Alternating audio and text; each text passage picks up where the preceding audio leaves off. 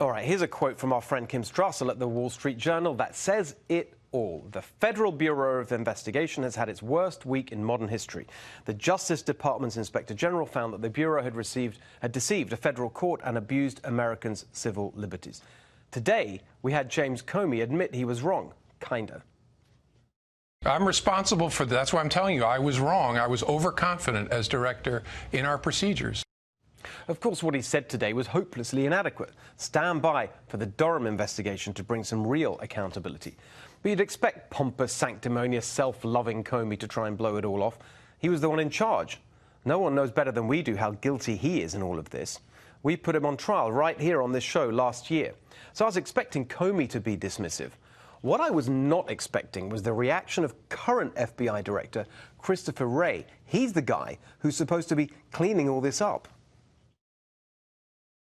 The Inspector General did not find political bias or improper motivations impacting the opening of the investigation or the decision to use certain investigative tools during the investigations. Including FISA? Including FISA. Do you have any evidence that the FBI targeted the Trump campaign unfairly? I don't. I don't. Look at that face. Sullen, surly, defensive. That is not the face of a fired-up reformer. That is the face of a tired and complacent insider. There is no hope of restoring confidence in the FBI with the attitude its director displayed this week. I'm not saying that firing him is the right move now politically. We could probably do without the drama. But on policy grounds, it's obvious that Christopher Wray has to go. But that's just the first step. After all this, I don't think there's any hope of restoring confidence in the FBI at all. It's become too big, too powerful, too institutionally immune from accountability. So the real change we need is not just to fire the director of the FBI, but to abolish the FBI itself.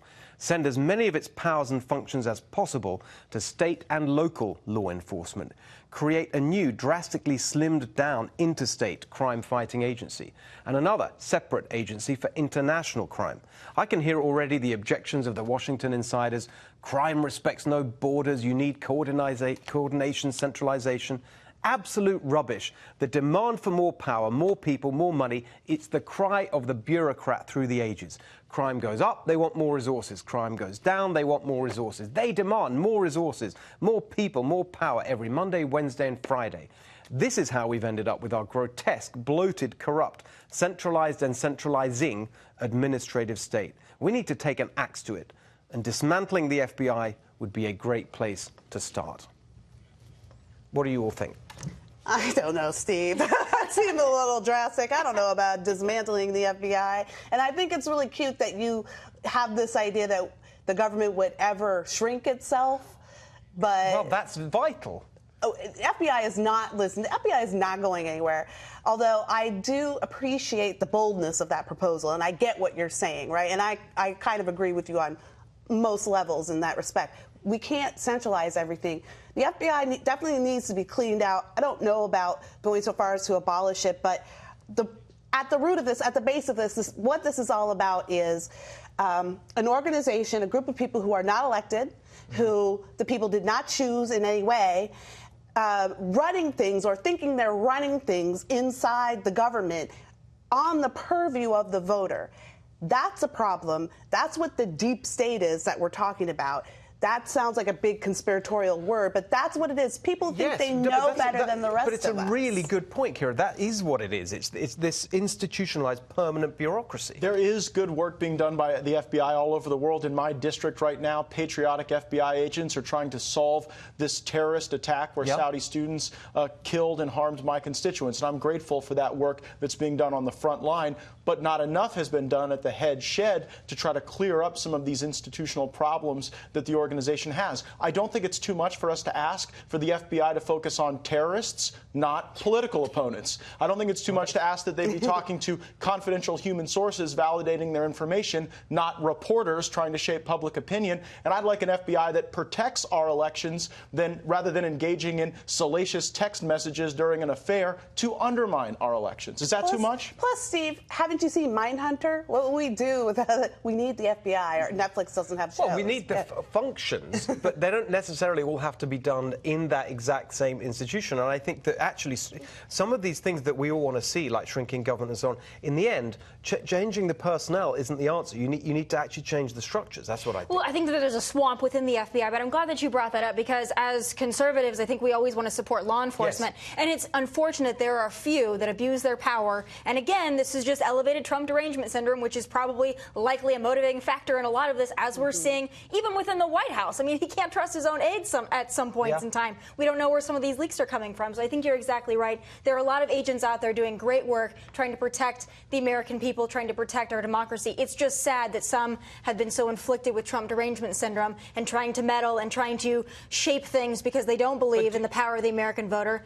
That's what's worrisome. In terms of what we've heard this week from Comey today and Christopher Wray early in the week, I mean, do you feel like you're confident that this is all going to be sorted out? They act like these are innocent mistakes. Like, oh, well, 17 times we might not have crossed the T the right way. Yeah. I mean, what you're talking about is fabricating evidence, lying to a secret court to get privileges to go and spy on Americans. This is serious conduct that I think is going to result in criminal charges when Mr. Durham is done with his investigation. So what do you think is the right response then? Wait for Durham and then figure out? No, it's always a good time to clean up bad systems and to get bad people out of the institution, and I think a lot more of that needs to happen. I think the critique of Christopher Wray is a fair one. We had high hopes for him, but I don't think enough has been done to really show the American people the extent to which there was political activity and political bias within the upper echelons of the FBI. Well, I just want to, not because it contributes necessarily to this argument I've been making, just because I enjoyed watching it. I just want to play this same topic, different kind of point from Kellyanne Conway this week. I greatly enjoyed this. It's a good time to remind everybody, dossier is just a fancy French term for a load of crap. Yes, there's something about that. She nailed it there. Yeah. Well, that's what the American people like to see. And going back to discussing the FBI, I think that it's great to have people with energy. Maybe we all just need to reform our systems and bring people with energy instead of people that have been there so long, that are trying to get more stripes instead of trying to do things for the American Tomi people. Lahren, you put his count for a reasonable kind of tamping down of my revolutionary zeal. Got to have some reason from Los Angeles. There's not much of it here. Very good. All right. Thanks very much.